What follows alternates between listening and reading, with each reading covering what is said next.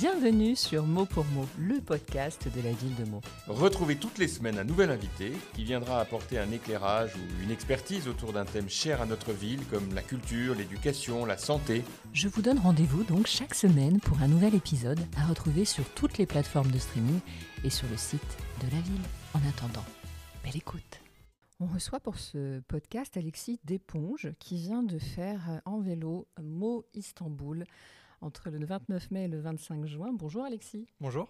Alors quand on a fait un tel périple, évidemment on en tire une expérience assez exceptionnelle, vous allez nous en parler, mais d'abord j'aimerais que vous nous racontiez qui vous êtes, puisque vous êtes meldois, vous êtes né à Meaux, vous êtes du territoire. Qu'est-ce qui vous a motivé à vous lancer dans ce défi ? Eh bien moi du coup c'est Alexis Desponges-Martin, j'ai 24 ans. Je suis encore en études à l'heure actuelle en master en STAPS Management du sport.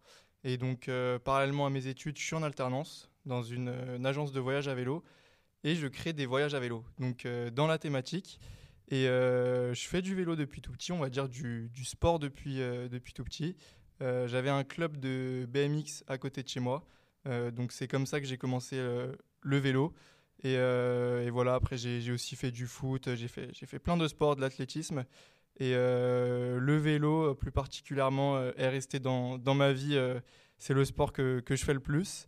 Et donc là, début janvier 2025, j'avais envie de me lancer dans un nouveau voyage à vélo. Parce que le voyage à vélo, c'est quelque chose que je fais depuis maintenant 2 ans. J'ai déjà fait l'Avenue Verte, j'ai fait la Vélodyssée. Et là, j'avais envie de voir plus grand. Donc l'idée, c'était de rejoindre un continent à vélo. J'ai eu cette idée en janvier, au début de l'année. Donc voilà, rejoindre l'Asie à vélo, rejoindre Istanbul. Alors vous venez de faire à peu près 3500 km, c'est ça, en 22 jours. J'imagine qu'évidemment il y a une très grosse préparation physique. Complètement, du coup une préparation physique, une préparation matérielle et aussi mentale.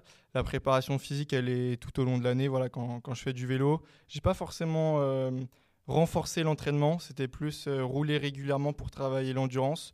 Et aussi rouler dans des conditions qui ne sont pas forcément optimales. Donc l'hiver quand il fait froid ou quand il pleut, parce que quand on voyage à vélo, on ne peut pas prévoir les aléas du direct. Donc là pour le coup, moi quand j'ai voyagé la première semaine, c'était que de la pluie. J'étais bien content de m'être entraîné sous la pluie parce que moi, j'avais l'habitude de rouler dessous. Qu'est-ce qui a été le plus difficile physiquement dans cette expérience, avec le recul ? Le plus compliqué physiquement, c'était la chaleur. La chaleur, ouais, j'ai traversé des pays comme la Bulgarie, la Serbie.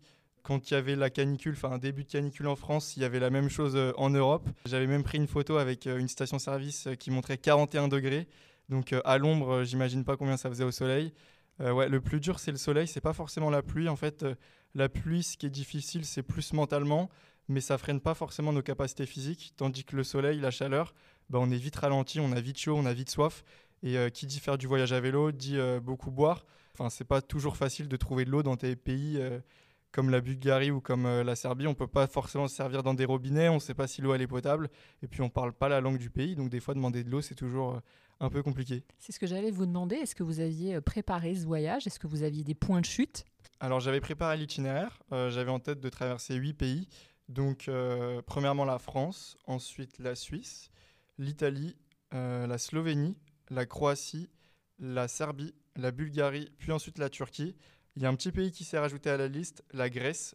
C'était pas prévu, mais c'était 20 km, le temps juste de contourner la frontière pour aller jusqu'en Turquie. Mais voilà, c'était 8 pays, 8 pays traversés. Est-ce que c'est compliqué de traverser ces pays ?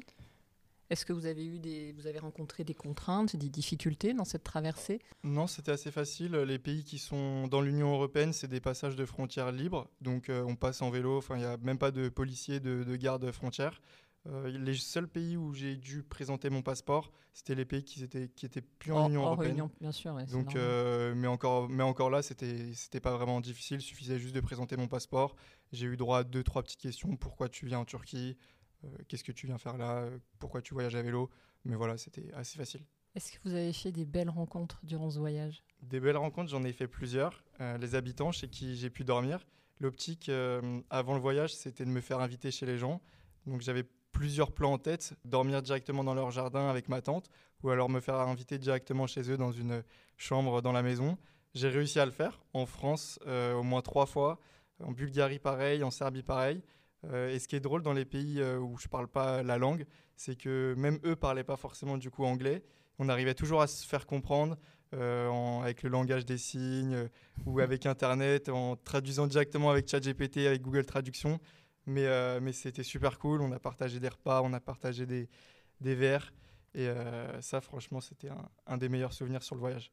Qu'est-ce qu'on en retire quand on vit une expérience pareille sur le plan humain, évidemment, parce que c'est une expérience incroyable. Humainement, on en revient un peu transformé. Quel bilan vous faites là maintenant que... Sur le plan humain, forcément, c'est pas facile à revenir, on va dire, à une vie traditionnelle au bout de 30 jours de voyage comme ça. Il y a un petit vide qui se crée. Et je sais que quand j'ai repris le travail, voilà, c'était pas facile directement de reprendre la vie active. Mais par contre, on a tout de suite envie de refaire quelque chose derrière. Moi, je sais déjà qu'en 2026, je sais ce que je vais faire, je sais quelle course de vélo je vais participer, je sais quel voyage j'ai déjà en tête. Donc, je pense que ce qui est important, c'est de se donner des nouveaux objectifs directement derrière. Et voilà, ça nous permet de se driver un peu au quotidien, d'avoir des objectifs en tête. Est-ce que ça a fait naître une envie de challenge beaucoup plus grand ?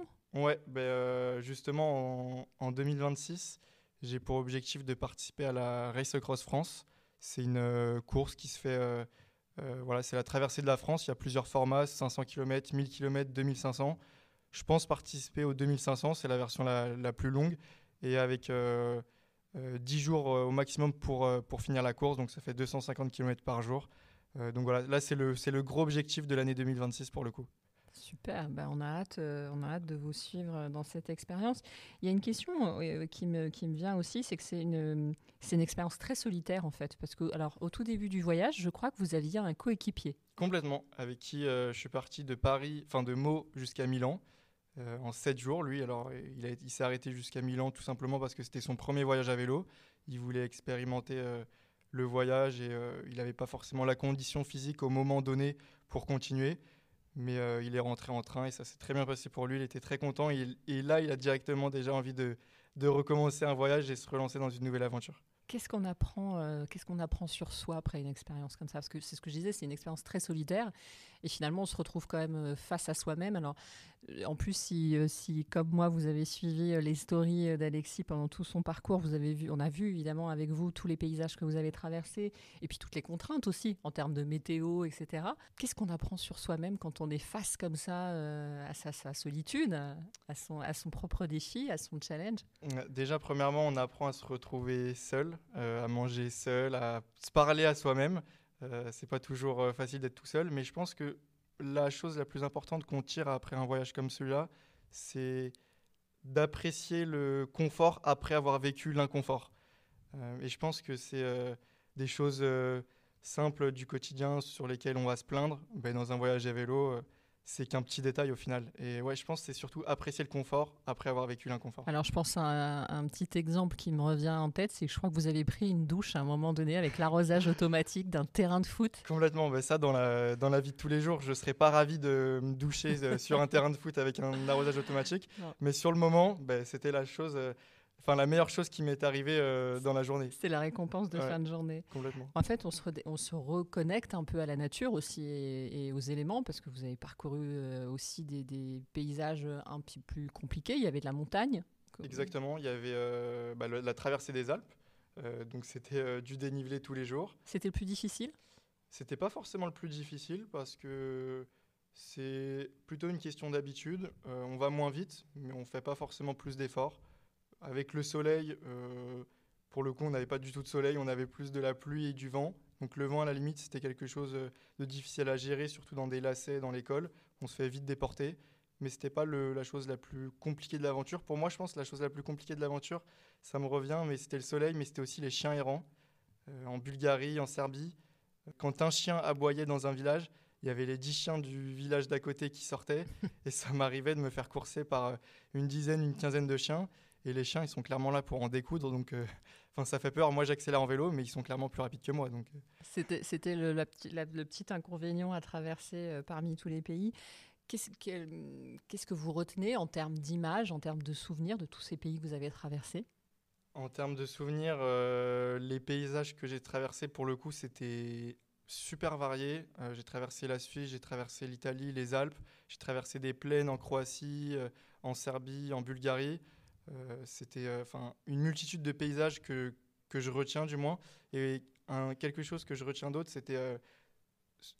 ça m'a marqué parce que c'est pas quelque chose que j'avais pensé au début de mon voyage, mais la pauvreté en fait de l'Europe. Souvent quand on pense à la pauvreté dans le monde, on va penser à l'Afrique, on va penser à l'Asie, mais au final on se rend compte qu'à peine à 1000 km de chez nous, moi je suis passé par le nord de la Croatie, donc je suis pas passé par Zagreb, mais on rencontre des enfants qui sont pieds nus dans la rue, qui sont même pas, qui étaient pas à l'école, il y avait vraiment de la pauvreté tout près de chez nous, et c'est pas du tout quelque chose auquel j'avais envisagé, auquel j'avais pensé au début de mon voyage. Humainement, ça permet de rencontrer le monde effectivement aux portes de chez soi, quoi, et de se rendre compte qu'effectivement, Complètement. à côté, la pauvreté est là et existe malheureusement. Quelle est la prochaine étape, Alexis? Le prochain défi que vous préparez? Comme je l'ai dit, c'est en 2026 la Race Across France. Sinon, prochainement, là, pendant le mois d'août, à mon avis... Vous allez vous reposer un peu? Non, pas de repos. Pas de repos, un mot Deauville à vélo en une journée. Ça fait 250 km. Voilà, c'est le prochain objectif. Ok, un joli défi. On vous retrouve, on suivra en tout cas vos aventures très prochainement. On peut vous suivre sur les réseaux sociaux, peut-être on peut donner votre Instagram. Complètement, alexis.dsp. Voilà, le rendez-vous est pris, on vous suivra. Merci beaucoup Alexis. Merci à vous.